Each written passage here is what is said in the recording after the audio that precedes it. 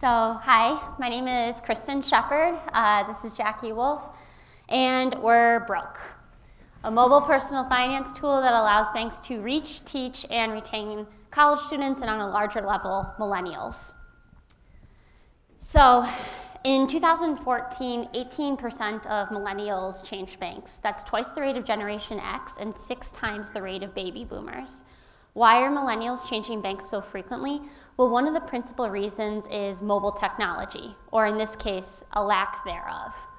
33% of millennials will stay with a bank if they have good online services. But traditionally, those good online services have been reserved for only the biggest banks. The biggest banks with the largest budgets. So it's really the community and the mid-sized banks that are losing out as the gap continues to grow between the expectations of what millennials are looking for and what the banks are able to actually provide in terms of innovative technology.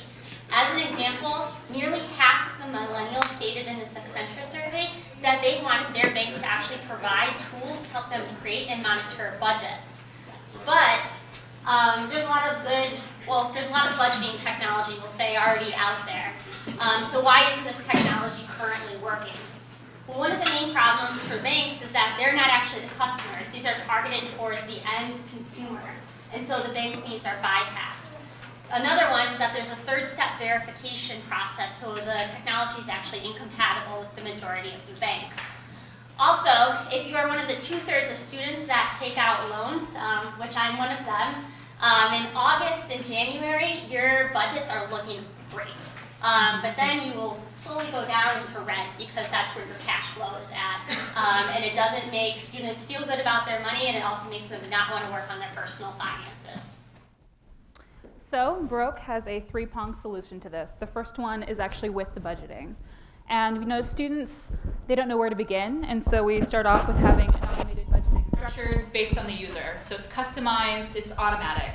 And additionally, when students go and they look at their bank account, you have basically 2 or 3 lump sums. You have what's in your checking account, what's in your savings account, and that's not how students think of their budgets. They think of it as one, okay, well, I have money I have to put into my rent, there's money I have to put towards spending groceries, there's money I have to spend on coffee. And so this really takes advantage of that and spells out to the students and millennials how much money they currently have in that jar, what looks like normal, what doesn't. Additionally, none of these other products are offering context. And so when we did over 100 customer discovery interviews, oftentimes people would say, you know, I made $100 last week, I have no idea where it went, I don't know what I spent it on. And so this gives the user understandable information back to, okay, what were you doing during them? It imports information from your calendar, from your social media. And so it gives you the social context to where your spending happens. And additionally, we provide peer comparison. And so you're able to see what your peers who look like you, who live in the same area, are also spending, so you can understand where you fit in relationship to them. And then finally, we're nudging students and millennials. People often said, I would love to make a change. I have no idea what behaviors I need to change, where I can cut down, where I need to move things to. And so, for example, by taking in this information, we can analyze and say, hey, it looks like at 7 o'clock every Monday, Wednesday, and Friday, you're stopping by Starbucks, and it looks like your calendar, it says you have a 7:30 a.m. chemistry class. It's easy enough for us to create something that says, hey, 6:30 a.m., good morning, wake up, it's time to make a cup of coffee, because there's a 98% chance you're going to spend money at Starbucks today. So how are we planning on making money? It didn't seem intuitive to us, nor our consumers, that you would spend money on an app to really save money. And so our ideal is to actually white label, partner with small to mid-sized banks that don't have the technology to really support students and their needs, but are really wanting to help bring them in and help them understand what their finances look like. And so we would have a one-time setup fee and additional licensing fee from month to month. There is a lot of competition out there, and we recognize that. Every time we talk about our pitch, someone's like, oh, have you heard of Mint? And we're like, yes, we've heard of Mint. And Mint is great. Mint has been revolutionary.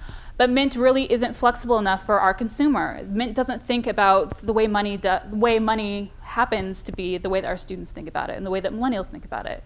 And so millennials don't think of money in a vacuum. They think about all of these other contexts surrounding them. And none of the other competition is doing that. They're not giving you a context to your spending, nor are they really showing you what your peers spend. And so I have no idea if my $100 a month coffee habit is normal. It could be completely normal, completely abnormal, but I have no idea. And so therefore I don't know how to change my spending.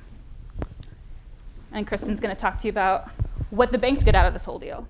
Yeah, so the value that we're providing to the banks is we want to grow their customer base and also grow the wallet share, or the amount of money that customers put into the bank. So there's 3 key reasons as to why a customer would put more money into the bank. One is if the bank actually invests in their financial well-being, if it helps them reach their financial goals, and if it customizes products and services to actually fit the customer's needs. And the Broke app aims to give banks a 10x return on the initial price that we would be providing, that Jackie talked about. For customers, we aim to help them save money. It's a sad fact that in some of our research we came across that 1 in 10 college students will actually pay over $710 in overdraft fees. So we want to help them save money. A lot of this is coming from an awareness of that they don't realize of what exactly is coming in at the moment that something else is going out. And so we want to create an awareness around that and give every dollar a job so that they halt unnecessary spending and providing a benchmarking context so that they understand what is normal for them or their peer set.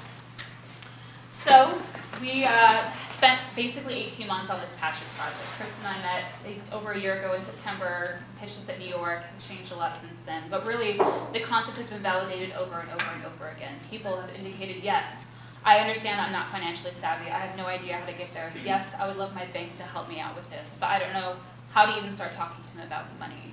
And so we've done a lot of market research. We've done a lot of validation. We're currently finishing up our prototype, and so if you come and visit us back at our table, we can show you on our phones what we've been working on, and finishing up our MVP to really prove the value of what we're looking at developing here. And we're also in the progress of working with channel partners. And where we're going in the next 6 months is really developing our first customer and fundraising. And so this is our team. I'm Jackie and this is Kristen, and we have Anirudh and Paul is here, our intern, and Nick, who couldn't make it. And this is our team. I mean, we're really well-rounded, a whole bunch of user experience designers, some computer science majors, and an MBA, banking. So we're really excited to move this product forward. Thank you for coming out. Thank you.